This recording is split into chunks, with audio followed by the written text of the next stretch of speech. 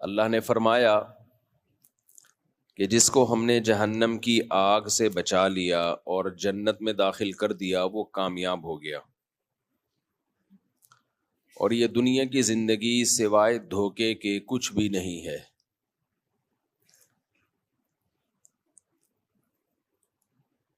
وَمَا الْحَيَاةُ الدُّنْيَا إِلَّا مَتَاعُ الْغُرُورِ، غرور عربی میں دھوکے کو کہتے ہیں، اردو میں غرور تکبر کو کہتے ہیں نا، غرور ہے، اس کو بڑا غرور ہے۔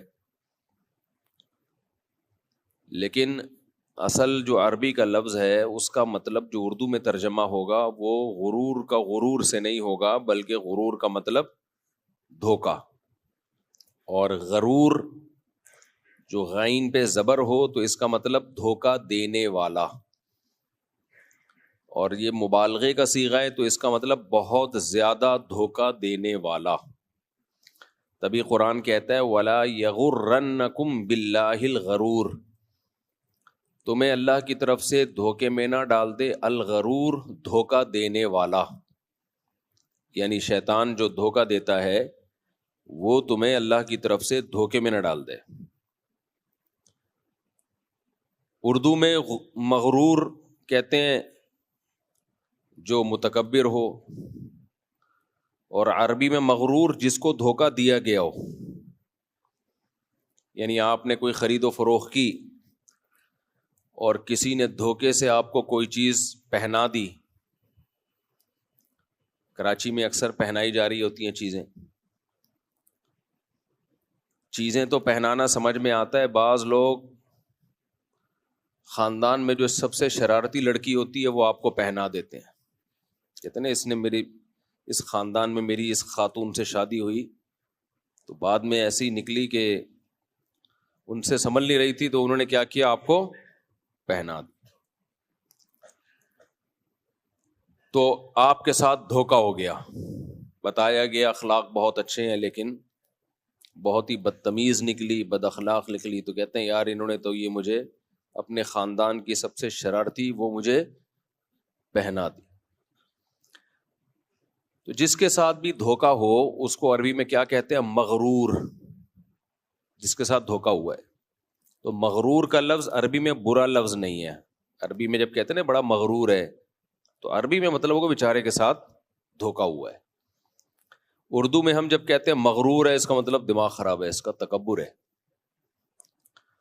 سوال پیدا ہوتا ہے اردو میں اتنا غلط مطلب کیوں لیا جاتا ہے مغرور اور غرور کا؟ وہ اس لیے لیا جاتا ہے کہ جو متکبر ہوتا ہے نا وہ بھی بیچارہ دھوکے میں ہوتا ہے، جس میں تکبر ہوتا ہے وہ بھی اصل میں دھوکے میں ہوتا ہے، اپنے بارے میں خوش فہمی میں مبتلا ہوتا ہے کہ میں کوئی بڑی چیز ہوں، تو اس کی وجہ سے اس کے اندر کبر پیدا ہوتا ہے۔ تو ظاہر ہے وہ بھی ہے تو بیچارہ ہی نا، اس شیطان نے اس کے ساتھ دھوکا کیا، اس کو بتایا کہ تو بڑی فلم ہے، اور وہ اس خوش فہمی میں مبتلا ہو گیا کہ میں واقعی بہت بڑی فلم ہوں۔ سب سے پہلے شیطان دھوکے میں آیا جب اللہ نے شیطان کو کہا کہ تم آدم کو سجدہ کرو، شیطان نے انکار کیا تو اللہ نے فرمایا استکبرت ام کنت من العالین، تو ہے ہی بہت بڑا یا اپنے آپ کو بڑا بنانے کی کوشش کر رہا ہے یا سمجھ رہا ہے اپنے آپ کو بڑا؟ تو شیطان نے کہا کہ میں ہوں ہی بہت بڑا، سمجھ نہیں رہا ایکچولی میں ہوں کیا۔ ظاہر ہے اپنے آپ کو جو سمجھے گا یہ کوشش کرے گا تو پہلے وہ اس کا خیال ہوگا کہ میں ہوں بہت بڑا نا۔ شیطان نے کہا انا من العالین، میں ہوں کن لوگوں میں؟ میں بڑے لوگوں میں ہوں، میں چھوٹا آدمی نہیں ہوں۔ اور دلیل بھی دی خلقتنی من نار وخلقتہ من طین، تو نے اس کو مٹی سے بنایا، مجھے کس سے بنایا؟ آگ سے بنایا۔ تو شیطان بھی دھوکے میں آ گیا کہ نہیں آ گیا؟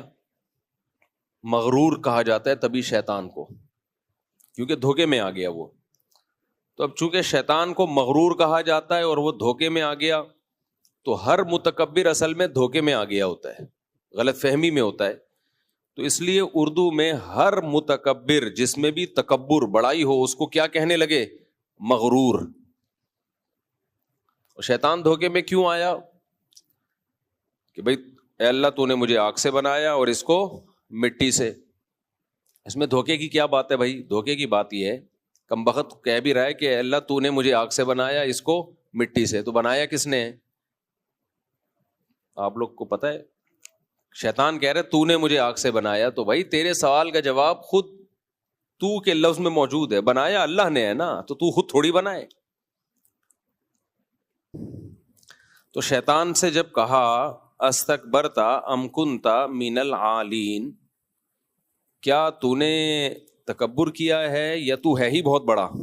تو شیطان نے جو دلیل دی اس میں یہ بتایا کہ ایکچولی میں ہوں کیا، میں بہت بڑا ہوں. اللہ کو بتا رہا ہے. کس کو سمجھا رہا ہے؟ اللہ. ہم شیطان کو برا بھلا کہتے ہیں لیکن حقیقت میں ہم بھی اللہ کو سمجھا رہے ہوتے ہیں اصل میں اپنے عمل سے.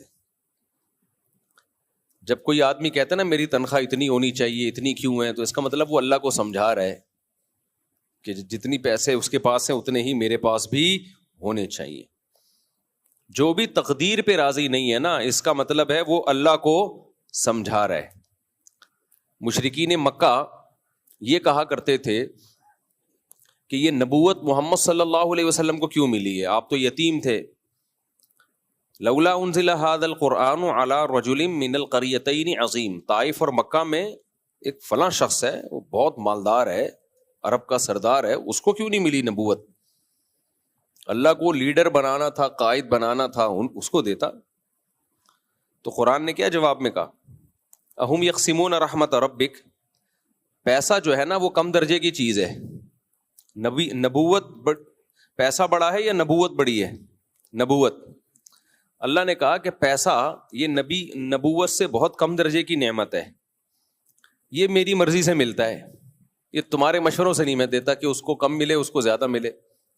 اگر ہمارے مشوروں سے اللہ پیسہ بانٹتا تو ہم چاہتے کہ ہمارے سیاست دانوں کو ملے، ہے بھائی؟ کبھی بھی نہیں چاہتے. ہم کہتے یار یہ ہماری جگہ ہو جائیں، ہم ان کی جگہ ہو جائیں.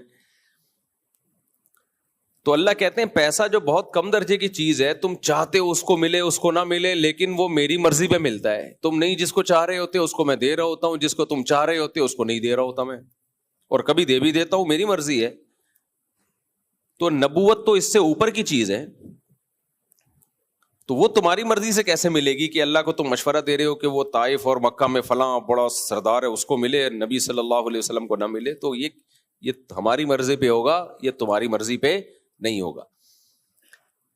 تو اللہ نے مشرکین کی ٹینشن حل کر دی کہ نہیں کر دی؟ کہ یہ تمہارے سوچنے کا ہیڈک نہیں ہے، لیکن وہ پھر بھی سوچتے رہے اور مر گئے، سوچتے سوچتے جہنم میں چلے گئے. اور صحابہ کرام نے کہا ٹھیک ہے بھائی، اللہ نے کہہ دیا یہ میری مرضی سے، تو جس کو اللہ نے نبی بنا دیا سر تسلیم خم کر لیا انہوں نے.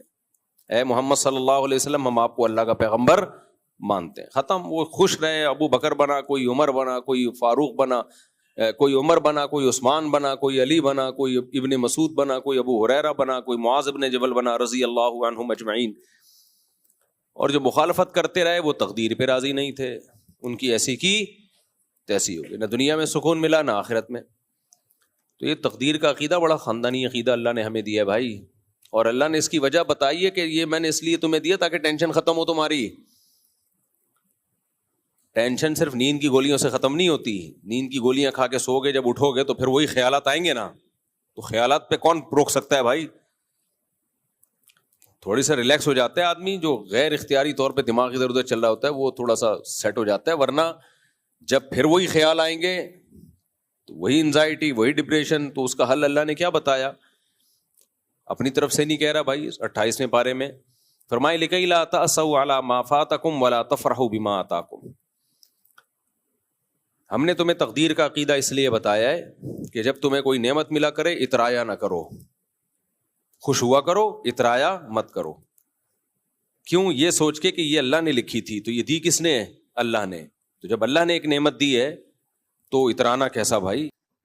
تو جب آدمی سوچتا ہے، قرآن کہتا ہے لِكَيْ لَا تَأْسَوْا عَلَىٰ مَا فَاتَكُمْ، جو نعمت تم سے چھن جائے اس پہ افسوس مت کرو. افسوس کا مطلب یہ کہ غم میں مت جاؤ بھائی، اللہ نے نہیں دینی تھی نہیں دی، ہر ایک کو ہر چیز نہیں ملتی. وَلَا تَفْرَحُوا بِمَا آتَاكُمْ، اور جو نعمت ملی ہے اس پہ اتراؤ مت. بلکہ یہ سمجھو کہ کس کی دین ہے یہ؟ بولو، یہ خدا کی دین ہے، یہ اللہ کی دین ہے۔ جب اللہ نے دی ہے تو بھکاری بھیک پہ اتراتا تھوڑی ہے، شکر ادا کرتا ہے۔ کسی فقیر کو سوٹ ٹائی پہنا دیا آپ نے، نہلا دھلا کے سروس کروا کے اس کو آپ نے سوٹ ٹائی پہنا دیا اور ایک اچھا سا موبائل اس کی جیب میں ڈال دیا، تو وہ اکڑ کے چلے گا؟ اس کو پتا ہے، محلے والوں کو پتا ہے میں بھکاری تھا، میرے پاس گٹکے خریدنے کے پیسے نہیں ہوتے تھے اور اس نے مجھے کتنا پروٹوکول دیا، تو وہ اترائے گا نہیں، شرم سے گڑ جائے گا زمین میں کہ میں کہاں اس قابل، بھائی میں تو دھوتی بنیان میں گھومنے والا، تو میں کہاں اس قابل۔